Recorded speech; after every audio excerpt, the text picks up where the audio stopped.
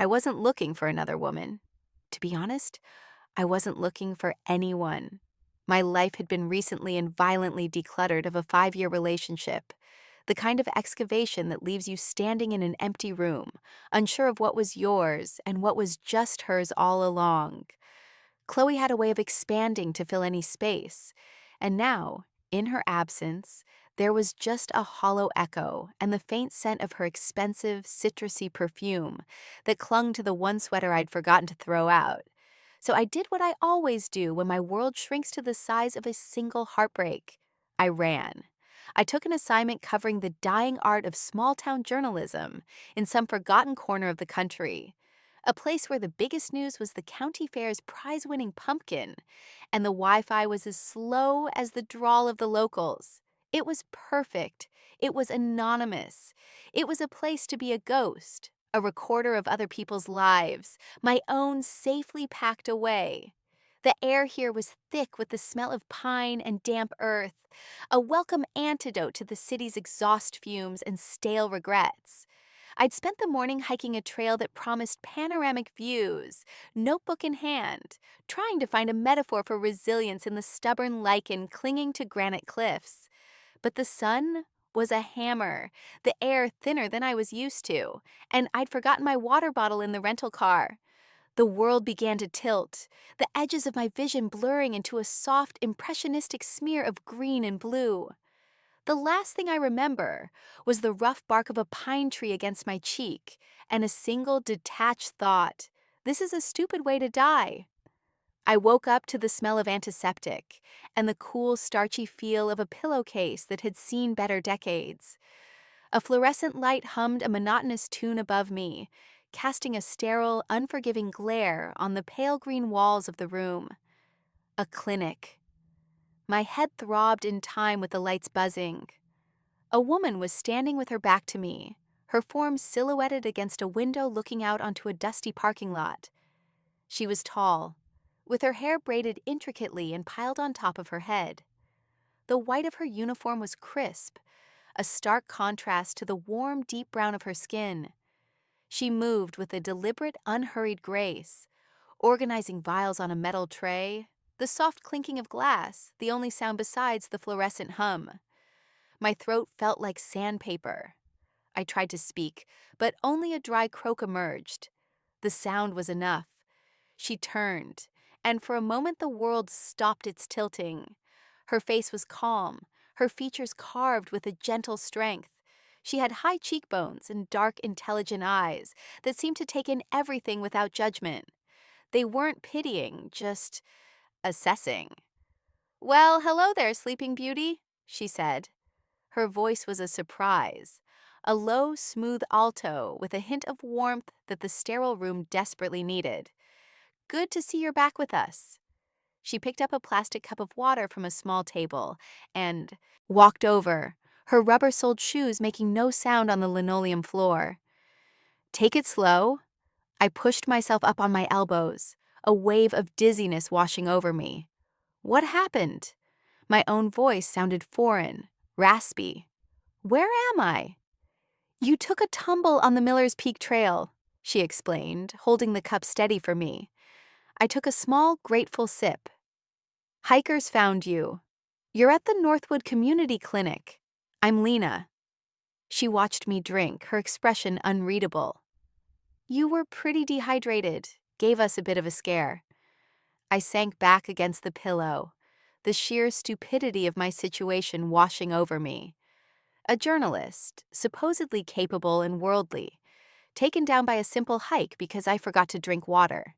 The embarrassment was a hot flush on my cheeks. "I'm fine," I insisted, the words a reflexive shield. "Just overdid it. I can go." "Dr. Evans will want to see you first," she said, her tone gentle but firm. It was the kind of voice that didn't invite argument.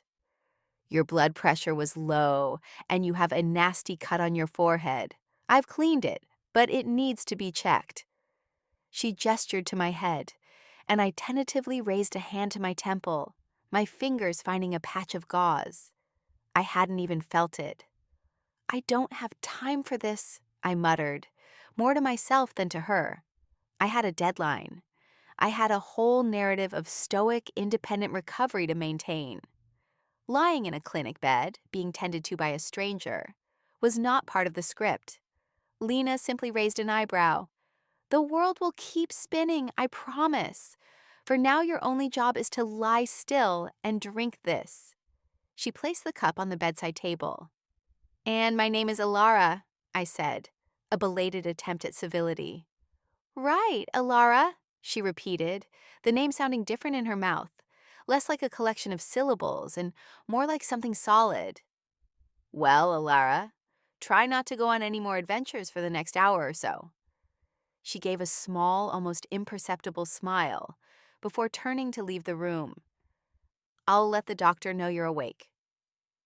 I watched her go. The quiet confidence of her walk, the straight line of her back. There was an economy to her movements, a sense of purpose that felt both grounding and, to my frayed nerves, slightly intimidating. I hated needing help. I hated being vulnerable. And I had a sinking feeling that this woman, Lena, saw right through the brittle facade I presented to the world. I closed my eyes, the antiseptic smell filling my senses, and wished I were anywhere else. But a deeper, quieter part of me noted the way the afternoon light had caught the gold hoops in her ears, and the gentle, competent way her long fingers had held the plastic cup. It was an observation, nothing more, the kind a journalist makes. I was just doing my job. Dr. Evans was a kind, elderly man with a shock of white hair who told me I was lucky. He stitched up the cut on my forehead with practiced ease, his hands surprisingly steady. The verdict was mild dehydration and exhaustion, with a prescription for rest and fluids. You'll need to take it easy for a day or two, he said, peering at me over his spectacles. No more hiking. I have a hotel, I started to say, already planning my escape. The Old Inn, it's booked solid, he said with a chuckle. The annual Founders' Day festival is this weekend. There's not a spare room in a 30-mile radius. My heart sank. Of course, just my luck. I envisioned myself sleeping in my cramped rental car, a pathetic ending to a pathetic day. Lena came back into the room then, carrying a clipboard. She'd overheard the doctor's last comment, and her gaze flickered to me, a flicker of something I couldn't quite decipher. Pity? Annoyance? She can't stay here, Lena said to the doctor, her voice low. We don't have overnight facilities. I know, he sighed, stripping off his gloves. But I don't want her driving, not with that knock on the head. They were talking about me as if I wasn't there. I felt like a stray package, mislabeled and left on the wrong doorstep. I'm fine, I insisted again, my voice sharper than I intended. I'll just drive to the next town. Lena turned her full attention to me. Her dark eyes were steady, and for the first time I felt like she was truly seeing me. Not just a patient, but the mess of anxiety and pride I was trying to hide. You're pale, you can barely sit up straight, and you have 3 stitches in your forehead. You're not driving anywhere. The finality in her tone was absolute. I opened my mouth to argue, to assert my independence, but no words came out. She was right, and I hated it. A tense silence filled the small room. The doctor looked from her to me, a helpless expression on his face. I was bracing myself for the inevitable suggestion of a sterile waiting room chair or a cot in a supply closet, when Lena let out a soft, resigned sigh. It was a sound that seemed to carry the weight of a long day. I have a spare room, she said, the words seeming to surprise her as much as they did me. She wasn't looking at me, but at a point on the wall just over my shoulder. It's not much, but it has a bed. You can stay for the night until you're feeling stronger. The offer hung in the air, a lifeline I was too proud to grab. Staying in a stranger's house? A woman I'd met only an hour ago? Everything in me screamed no. It was an imposition. It was a surrender. It was a crack in the fortress of self-sufficiency I'd so carefully constructed since Chloe left. Chloe had always been the one to take care of things, to handle the logistics, and I was determined to prove I didn't need that. I didn't need anyone. I couldn't possibly, I said, the polite refusal tasting like ash in my mouth. It's too much. It's either that or the front seat of your Ford Focus, she said, her voice flat, devoid of any cloying sympathy.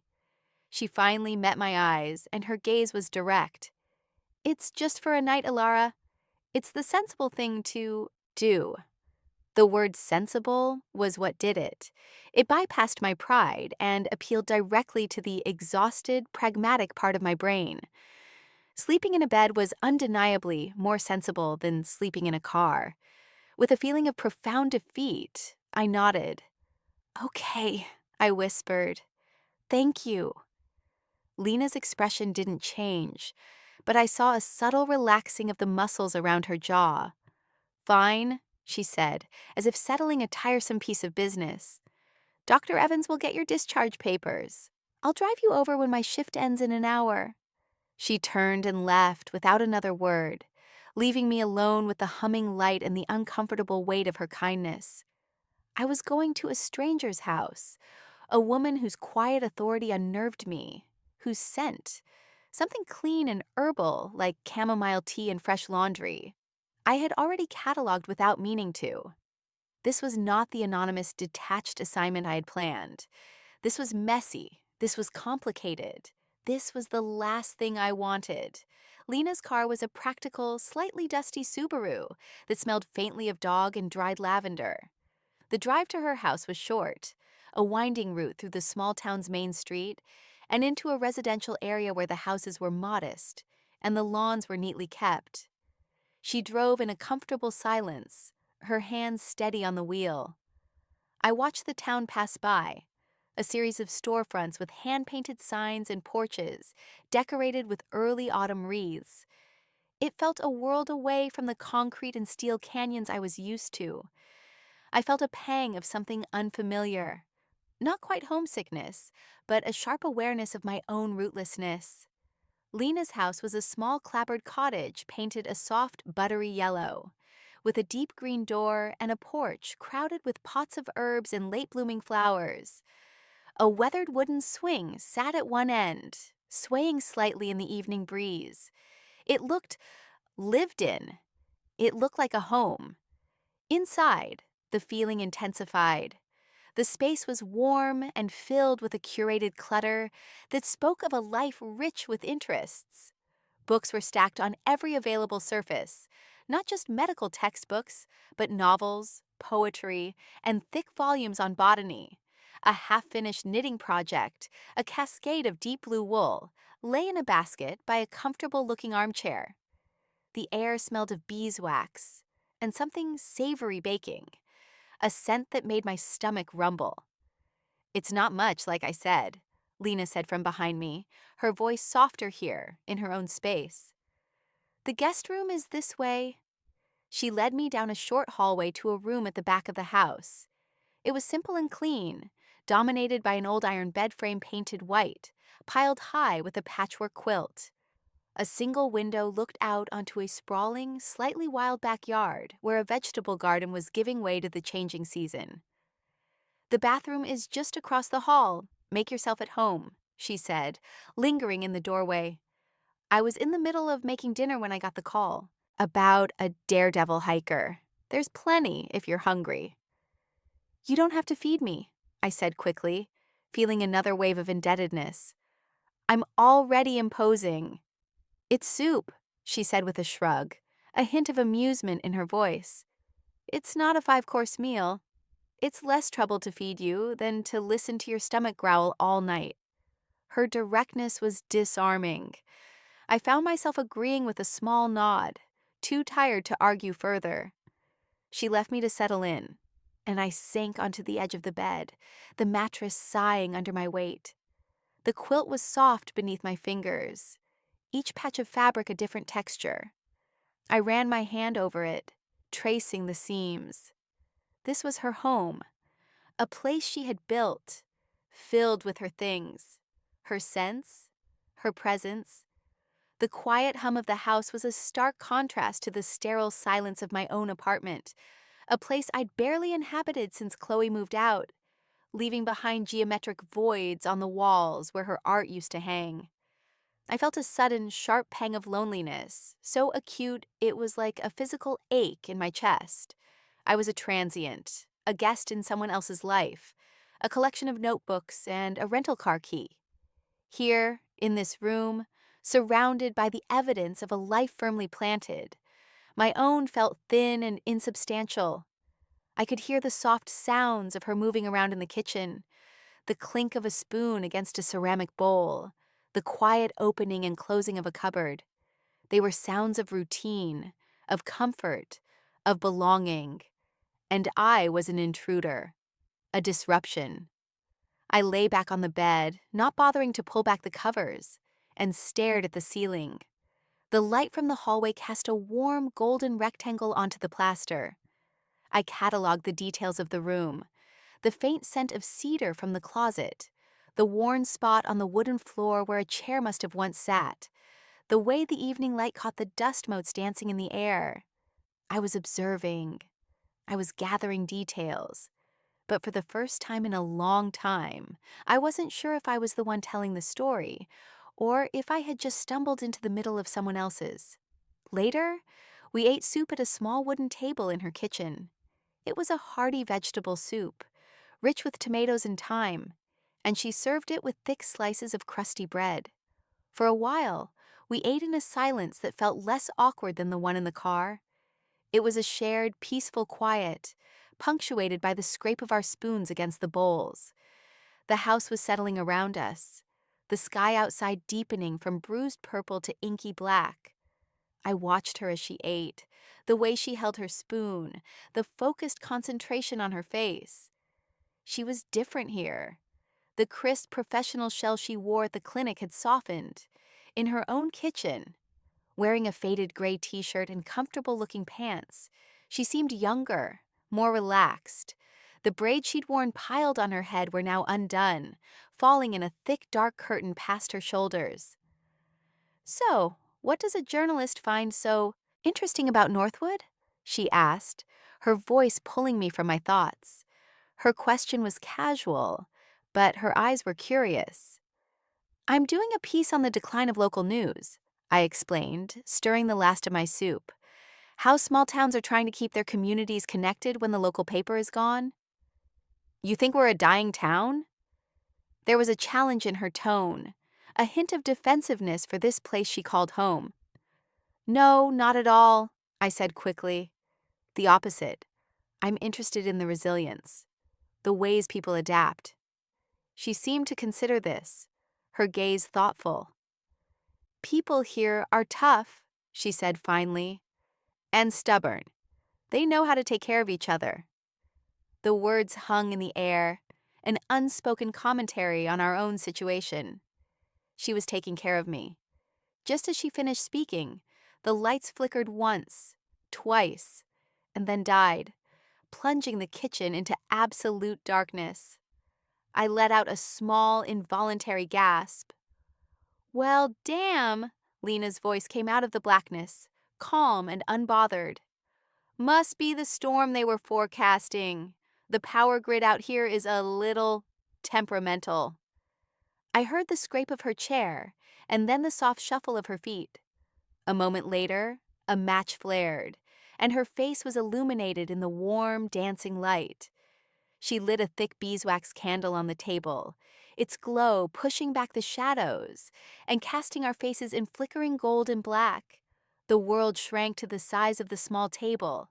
The familiar sounds of the house were gone, replaced by the sound of the wind beginning to howl outside and the steady drumming of rain against the roof. The power outage had stripped away the last layer of normalcy. We were two strangers, isolated by a storm, sitting in the intimate circle of a single candle's light. "So," she said, leaning back in her chair, her face a beautiful landscape of light and shadow. "What aren't you telling me, Alara?" Her question was so direct, so unexpected, that I didn't have time to erect my usual defenses. "What do you mean?" "The story you're writing, it's a good cover," she said, her voice low and steady. "But people who are happy and fulfilled in their work don't usually run themselves into the ground so hard they pass out on a hiking trail." The observation was so sharp, so accurate. It felt like she'd reached across the table and touched a raw nerve. The truth, or at least a piece of it, rose in my throat, thick and unwelcome. "I'm just tired," I said, the understatement of the century. The candlelight flickered, catching the sudden sheen of moisture in my eyes. I looked down at my hands, at the chipped nail polish on my thumbnail. My job, it used to feel like a calling. Now it just feels like running away. "Running from what?" she pressed, her voice gentle, not pushy, just curious. It was the gentleness that broke me. "A relationship," I whispered, the word feeling small and inadequate to describe the 5-year chunk of my life that had been carved out. "It ended a few months ago. It was messy." I didn't say her. I didn't specify the gender. It was a habit, a small act of self-preservation I'd learned over the years. But in the flickering candlelight, with the storm raging outside and this woman's steady gaze on me, the omission felt like a lie. It felt like a coward's move. But I couldn't bring myself to say more. It was too much, too soon. I had already revealed a crack in my armor, and it felt dangerously exposed. Lena didn't push for details about the relationship. She simply nodded, a slow, understanding gesture in the candlelight. She let my admission settle in the quiet space between us, giving it the respect of her silence. The wind rattled the window panes, and the rain fell in a steady percussive rhythm. Instead of prying, she shifted the focus. "I get it," she said, her voice a low murmur that was almost part of the storm symphony. "The need to run." I did my own share of that. My head snapped up.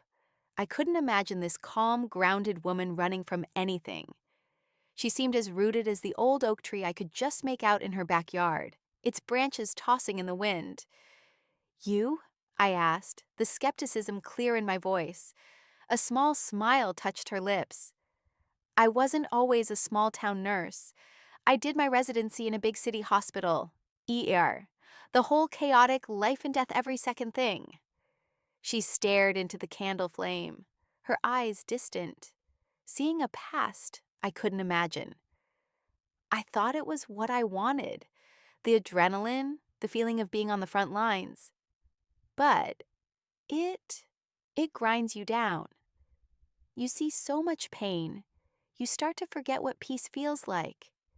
You build walls so high just to get through a shift that you forget how to take them down when you go home. Her words resonated with a painful clarity. They were a perfect description of my own life, my own carefully constructed walls. "What made you leave?" I asked, my voice barely a whisper. She was quiet for a long moment, and I thought maybe I had overstepped. But then she spoke, her voice thick with an old, worn grief. "My mother got sick," she said. "Cancer. I moved back here to help take care of her. I thought it would be temporary. I'd be the dutiful daughter, see her through it, and then I'd go back to my important life in the city." She traced an invisible pattern on the wooden table with her finger. "But it wasn't temporary, and being here, caring for her in this house, it was the hardest thing I've ever done. But it was also the most real. It wasn't about saving a stranger for a 12-hour shift. It was about holding the hand of the woman who gave you life as she was leaving it. It was about making her soup, reading to her, just being present." The candle flame guttered, and a tear I didn't see fall made a dark track through the wax. "After she was gone," Lena continued, her voice steady again, "the thought of going back to the city, to the noise and the chaos and the anonymous suffering, it felt impossible. I realized I hadn't been on the front lines. I had been running away from the quiet, intimate, terrifying work of actually loving someone up close. So, I stayed. I took the job at the clinic. I took over her garden. She looked up at me then, her gaze direct and full of a profound, weary wisdom. Sometimes you have to stop running and let the quiet find you, Alara, even if it's scary as hell. Her story settled over me, a heavy, comforting blanket. She had shared a piece of her soul, a raw and painful truth, and in doing so, had created a space for my own unspoken grief. We were no longer just a nurse and a patient, a host and a guest. We were two women sitting in the dark, our shared vulnerabilities laid bare on the table between us. The storm outside raged on, but inside the small, warm kitchen, a different kind of quiet had fallen. It was the quiet of recognition, of a trust that was beginning to tentatively, fragilely take root. The power came back on sometime in the middle of the night with a hum and the sudden glare of the kitchen light under my door. The next morning, the world outside was washed clean, the air crisp and smelling of rain-soaked earth. The storm had passed. I found Lena in the kitchen, a mug of coffee cradled in her hands, staring out the window at her garden. She was dressed for work in another set of crisp scrubs, this time a deep teal color that made her dark eyes seem even richer. "Morning," she said, turning as I entered. "Sleep okay?" "Like a rock," I admitted, which was true. I couldn't remember the last time I had slept so deeply. "There's coffee." She gestured to the pot on the counter. As I poured myself a mug, I felt a strange sense of domesticity settle over me, a feeling that was both comforting and deeply unsettling. This was easy. Too easy. "I should call a cab," I said, leaning against the counter. "Get out of your hair." "No need," she said, not looking at me. "I can drive you to your car after my shift. It's no trouble." Before I could protest, she added, "But first let me look at that cut." She put her mug down and came toward me. My heart gave a little trip hammer beat against my ribs. I had forgotten about the stitches, about the reason I was here in the first place. I sat at the kitchen table as she retrieved a small first aid kit.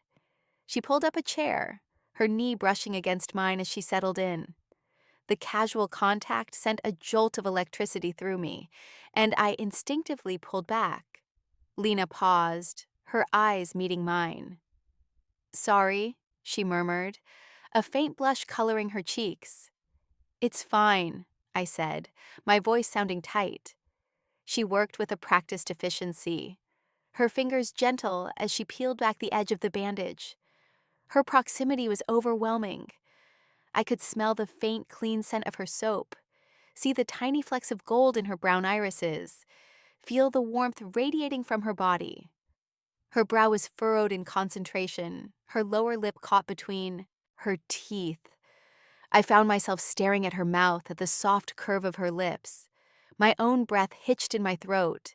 This wasn't a clinical examination. This was something else entirely.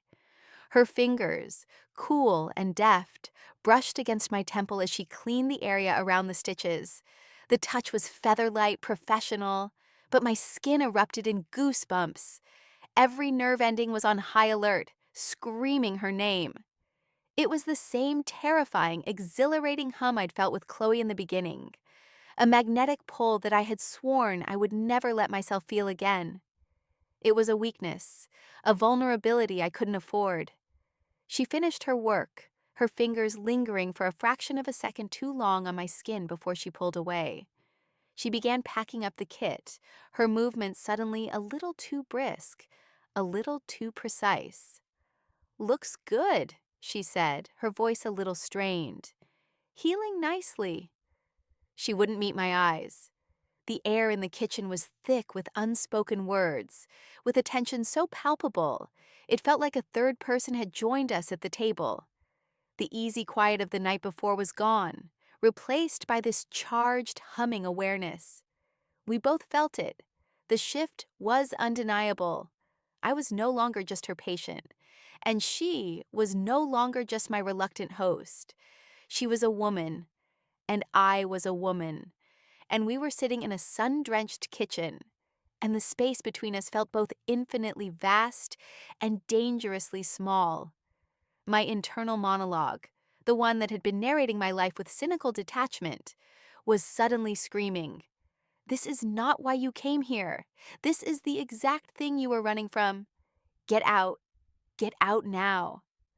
But my body was frozen, my gaze fixed on the way a stray braid had fallen across her shoulder, the way the morning light caught in the dark silky strands. The rest of the day passed in a haze of awkward politeness. Lena left for her shift at the clinic, and I was left alone in the quiet of her house. I tried to work, opening my laptop at the kitchen table, but the words on the screen blurred together. My mind kept replaying the morning, the feeling of her fingers on my skin, the charged silence. The house was full of her. Her scent was on the quilt in the guest room. Her books were a testament to her mind. Her garden was a map of her patience. I was an archaeologist excavating the ruins of a life, and I was finding it far too beautiful. I wandered through her small living room, my fingers tracing the spines of her poetry books. Rilke, Mary Oliver, Ada Limon, women who wrote about love and loss, and the brutal beauty of the natural world with an honesty that made my chest ache. I felt like a fraud.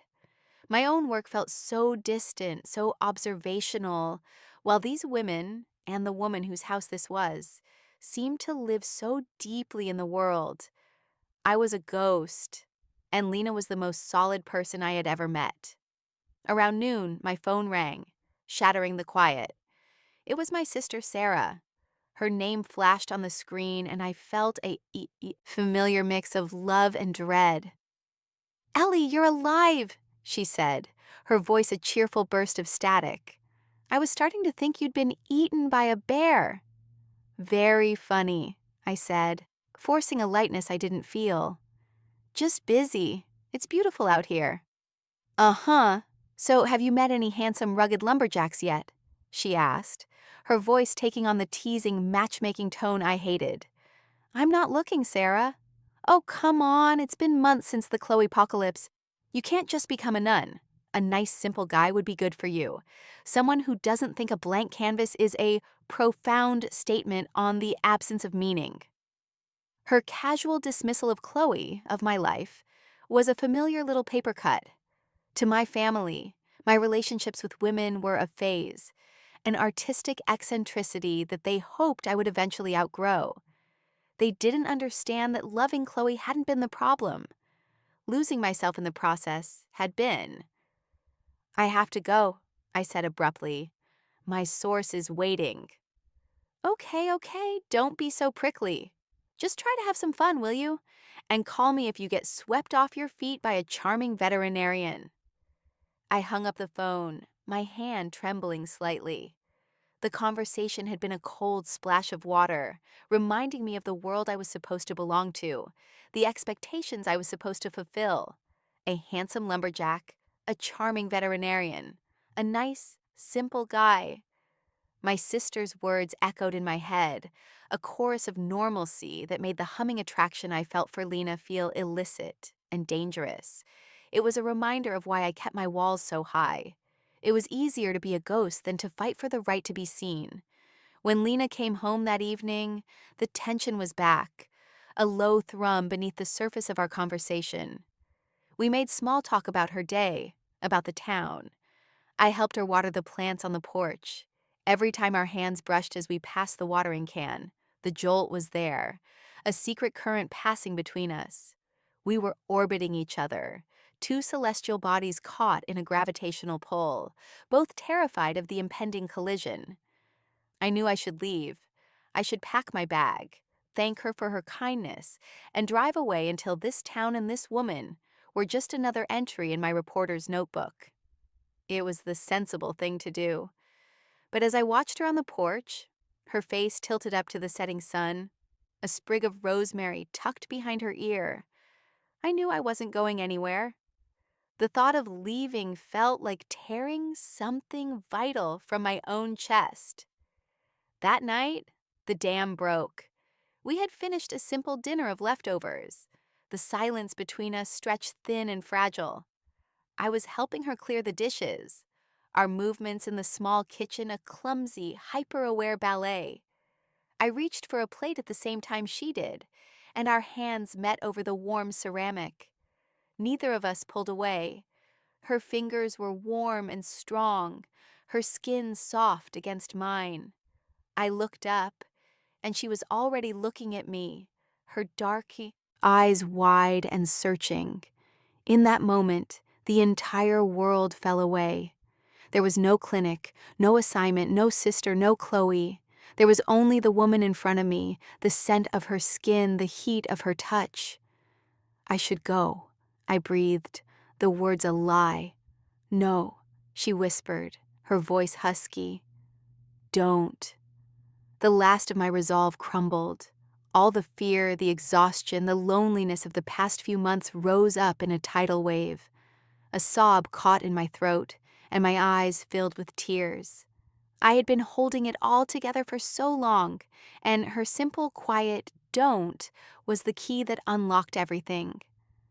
I can't do this again, I choked out, the words tumbling over each other.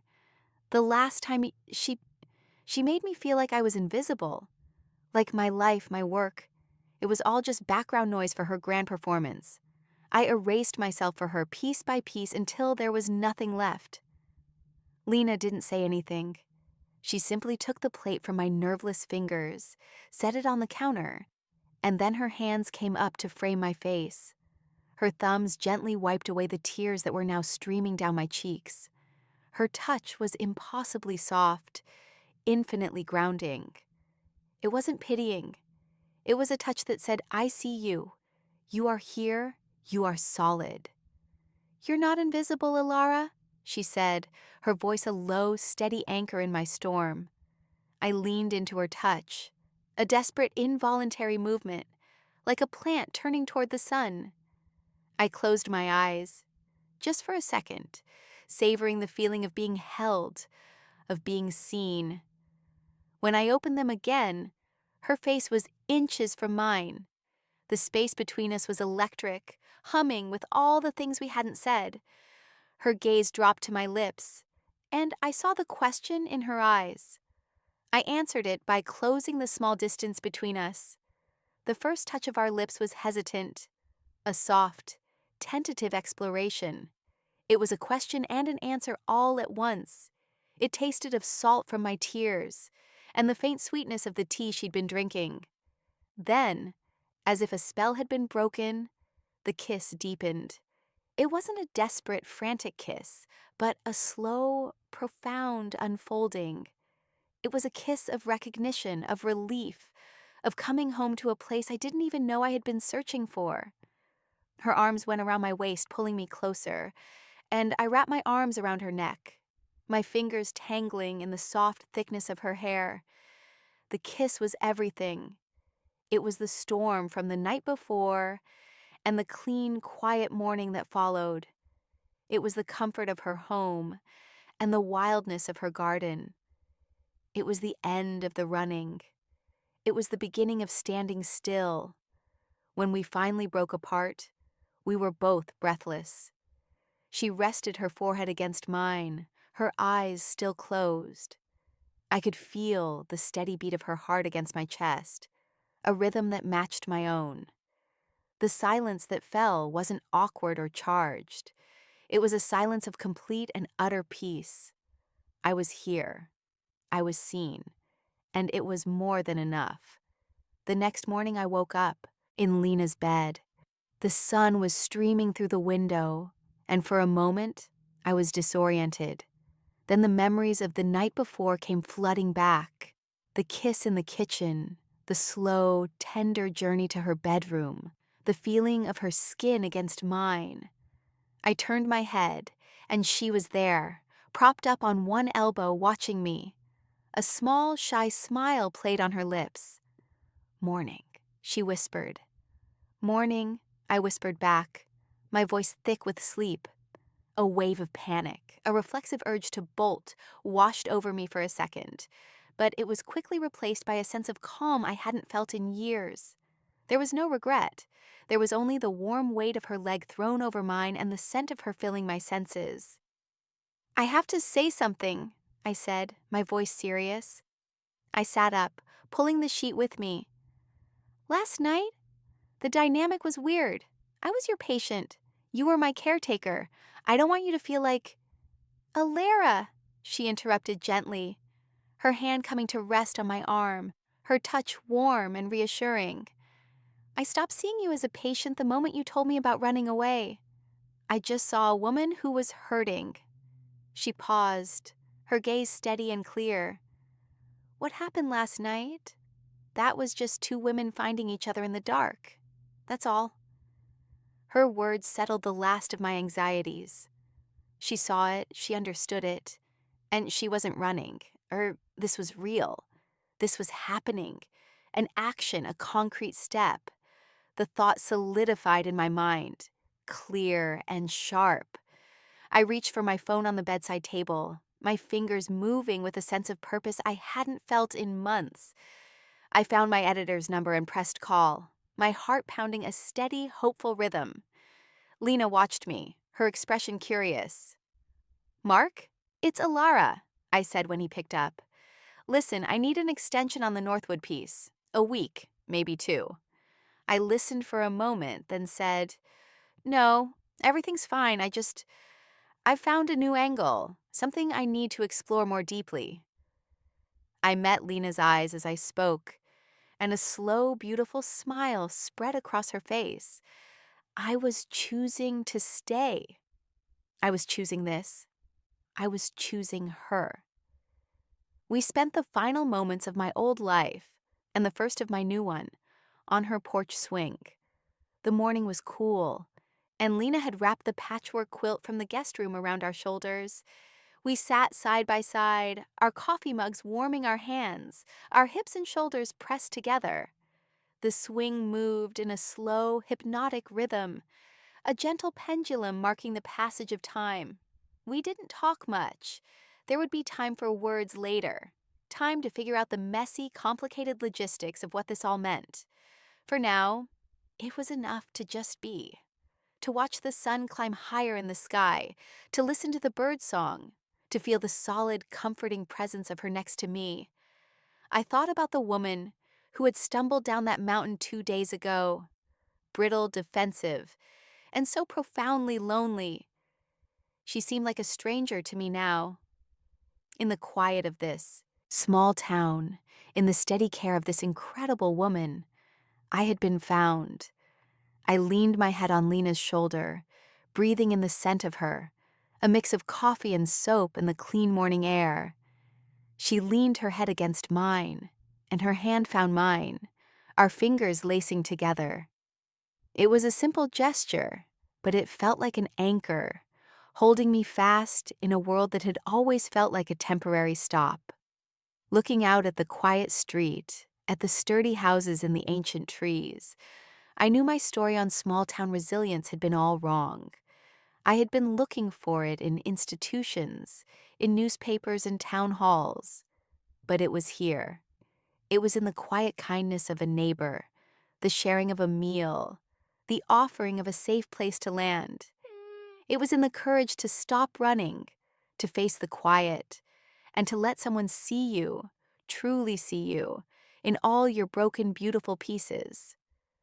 The future was a blank page, and for the first time in a very long time, I wasn't afraid to write on it.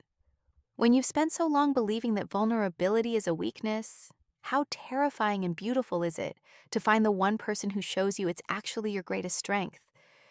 If you were moved by the story of finding love when you least expect it, please give this video a like, subscribe for more stories that celebrate love in all its forms, and share your thoughts in the comments below.